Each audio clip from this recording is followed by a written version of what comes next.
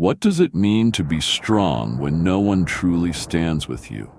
Before the stories people repeat, before the gates torn from stone, before fear learned his name, there was a quieter reality that followed him everywhere.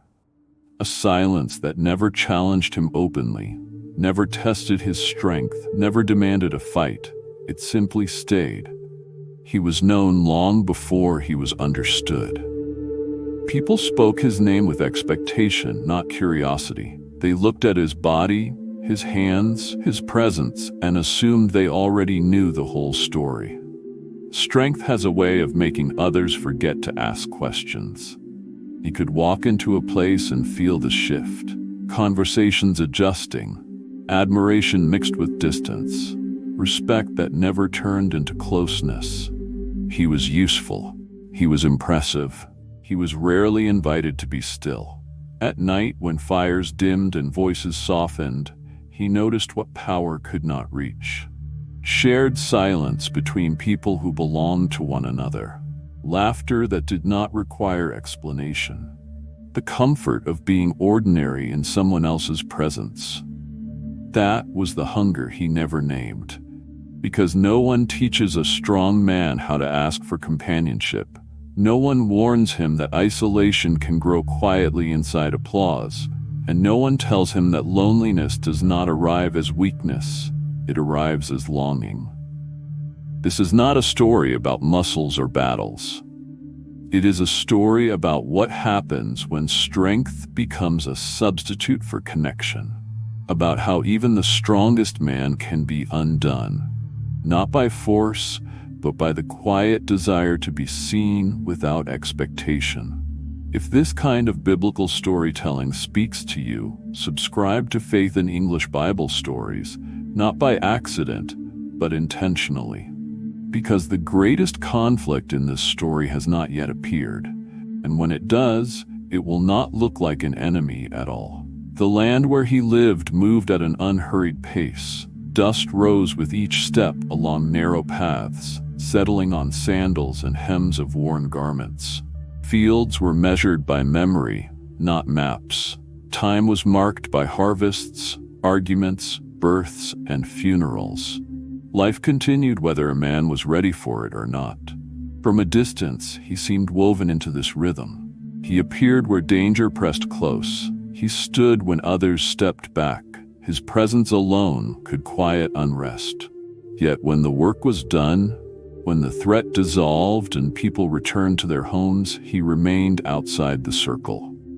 There were expectations placed on him long before he understood them. Rules he did not choose, boundaries he did not design. They were spoken around him, not always to him, as though obedience were automatic, as though purpose did not require explanation. People believed strength would guide him where wisdom had not been offered. In daily life, this made him both central and invisible. Central when courage was needed, invisible when trust was shared. He was called upon, but rarely called in, admired but not confided in, feared enough to be respected, yet too different to be understood. Silence followed him like a shadow, not the silence of peace, but of distance. He felt it in the way conversations paused when he approached, in the way laughter resumed only after he passed, in the careful courtesy that replaced genuine familiarity. He did not resent this at first. He accepted it as part of the weight he carried. But over time, something shifted. Strength solved problems, but it did not answer questions. Victory ended threats, but it did not end solitude.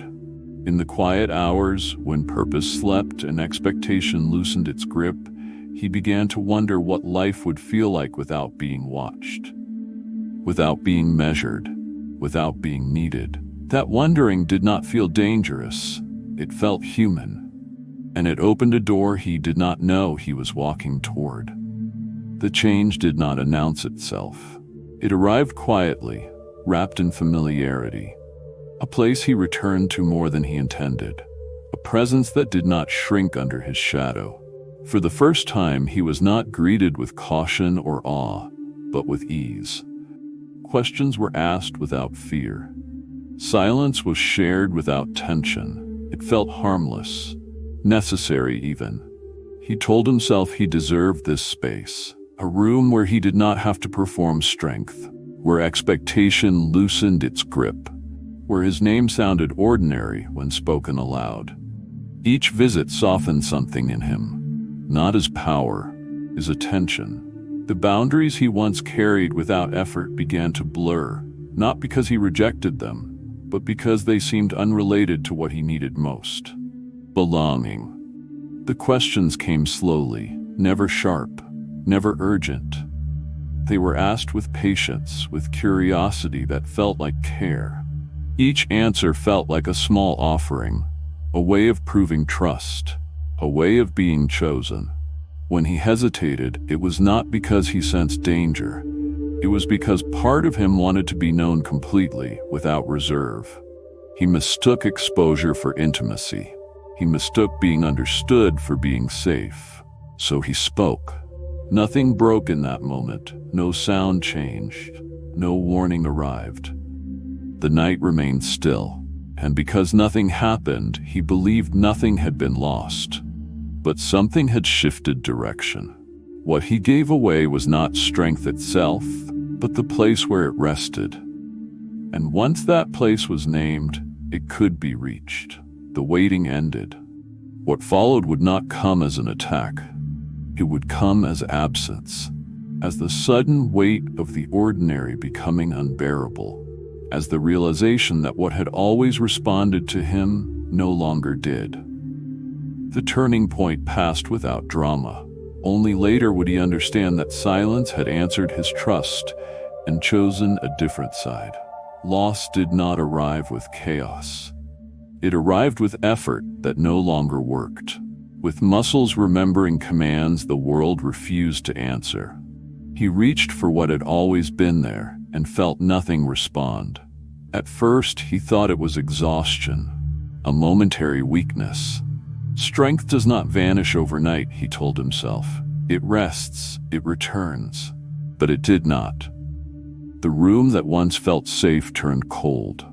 Familiar faces hardened into distance. Hands closed around him with confidence they had never dared before. Not because they were stronger, but because he was suddenly ordinary. What followed felt unreal. Movement without resistance, sound without meaning.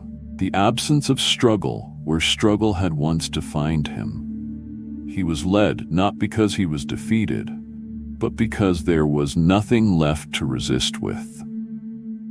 Chains do not need to be heavy to be effective. Their weight settles into the mind long before the body accepts them. Each step reminded him of what no longer answered his call. Each moment repeated the same quiet truth. He was not being punished, he was being exposed. In the darkness, time stretched. There were no crowds, no admiration, no fear, only memory, sharp and uninvited. The warnings he had heard but never held. The limits he had carried but never loved. The cost of treating protection as restriction. What hurt most was not captivity, it was clarity. He saw how easily strength had hidden his need. How praise had masked isolation. How longing had convinced him that being wanted was the same as being understood.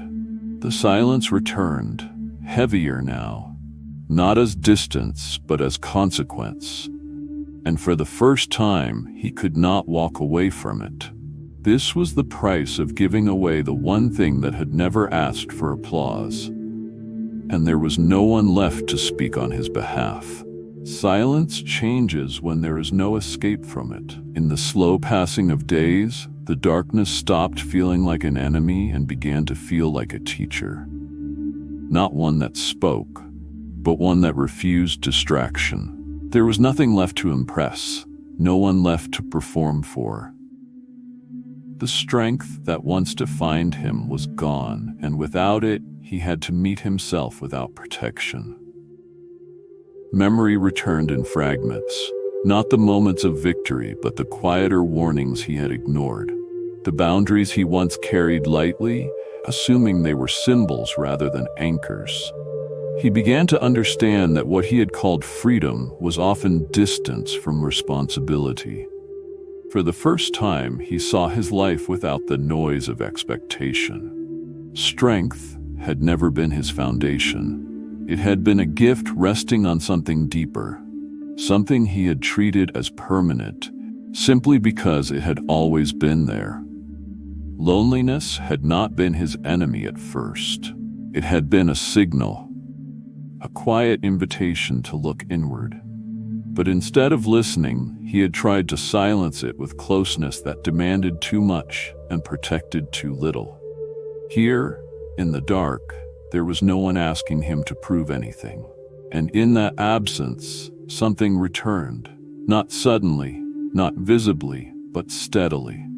A sense of alignment, of remembering where his life had been held together, even when he was unaware of it. He did not ask for power back. He did not demand restoration. What formed inside him was quieter than that. Recognition. Recognition that strength without grounding becomes exposure. That being seen by the wrong eyes can cost more than being unseen at all. That the greatest loss had not been physical, it had been relational.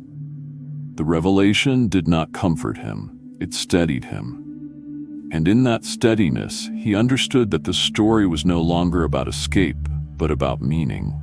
The end did not arrive as relief, it arrived as resolve. Time had stripped him of everything that once made him visible to the world. What remained was not weakness, but awareness. He stood at the edge of his story, no longer trying to recover what had been lost, but willing to use what had been clarified. When the moment came, it was not driven by rage or desperation. It was shaped by understanding. He did not act to reclaim a reputation or prove that strength had returned. He acted because his life had finally come back into alignment with what it was meant to carry. The sound that followed was loud. The consequences were final. But the meaning had already been decided in silence long before anything moved. He did not leave this world as a man admired for power. He left it as a man who understood the cost of confusing strength with belonging, of mistaking attention for intimacy, of allowing loneliness to guide decisions it was never meant to lead. His greatest enemy had never faced him in open conflict. It had lived quietly beside him, convincing him that being needed was the same as being known. And that question does not end with him. It lingers with anyone who has learned how easy it is to be surrounded and still alone. With anyone who has used ability, success, or purpose to avoid asking harder questions about connection. Strength can open doors, it can move obstacles, it can silence threats, but it cannot replace grounding, and it cannot protect a life that has lost its center. These stories are for those who want faith explained, not rushed, for those willing to sit with silence long enough to hear what it reveals. If this journey speaks to you, subscribe to Faith in English Bible Stories intentionally.